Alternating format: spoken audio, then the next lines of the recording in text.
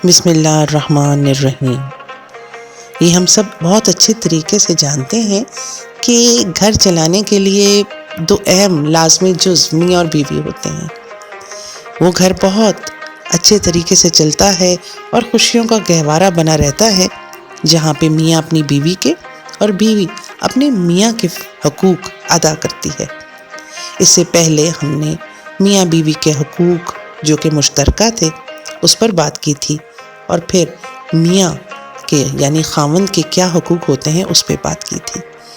آئیے آج سمجھنے کی کوشش کرتے ہیں کہ خاتون خانہ کے حقوق کیا ہیں تاکہ گھر کا نظام بہت اچھے طریقے سے چل سکے۔ بیوی کے اگر حقوق دیکھے جائیں تو سب سے پہلے حسن سلوک پر بات کی گئی۔ قرآن کریم کا ارشاد ہے، اور عورتوں کے ساتھ مصروف طریقے یعنی جو کہ اس معاشرے میں طریقہ چل رہا ہو سے زندگی گزارو۔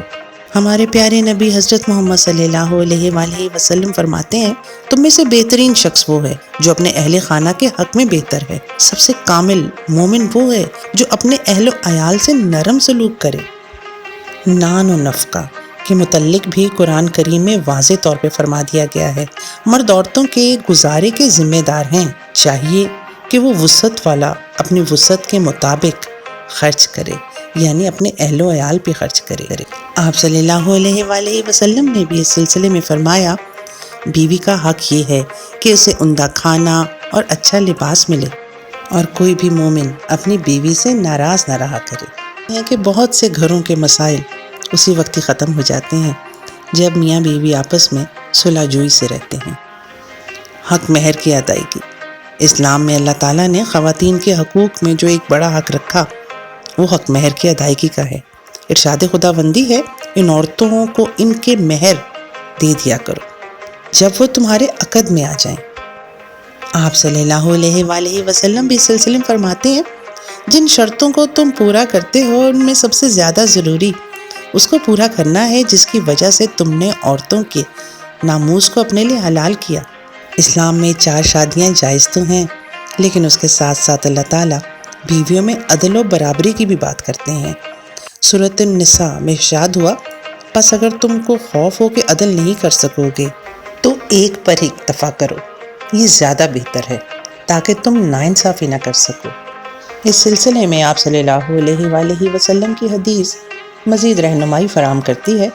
آپ نے فرمایا، جب آدمی کے پاس 2 بیویاں ہوں اور اس نے ان کے حقوق میں انصاف اور برابری نہ رکھی ہو تو قیامت کے دن وہ اس حال میں آئے گا کہ اس کا آدھا دھڑ گر گیا ہوگا۔ خلا کے متعلق بھی خواتین کے حقوق مقرر کیے گئے ہیں۔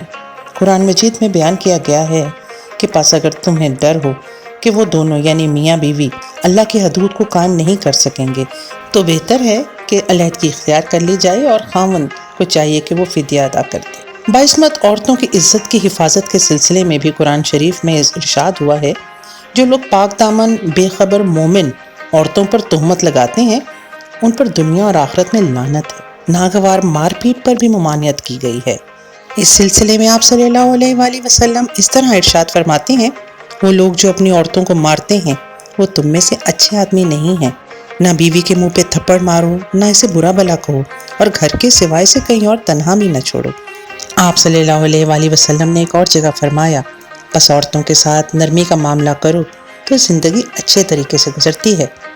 ظلم و ستم سے متعلق قرآن شریف میں بھی ارشاد خداوندی ہے کہ بیویوں کو اس لیے نہ روکو کہ تم انہیں تکلیف پہنچانا چاہو تاکہ ان پر زیادتیاں کر سکو، اور جو ایسا کرے گا وہ خود اپنے نفس پہ ظلم کرے گا۔ آئیے ان تمام حقوق کو جاننے کے بعد خواتین کے ساتھ محبت اور نرمی سے پیش آئیں تو کیا ہی اچھا ہے۔ وہ گھر جنت سے یقیناً کم نہ ہوگا جہاں میاں بیوی کے حقوق پورے ہوتے ہوں۔ آئندہ اگلی ویڈیو میں مزید اور حقوق پر بات کی جائے گی۔ تب تک کے لیے اجازت دیجیے۔ خدا حافظ۔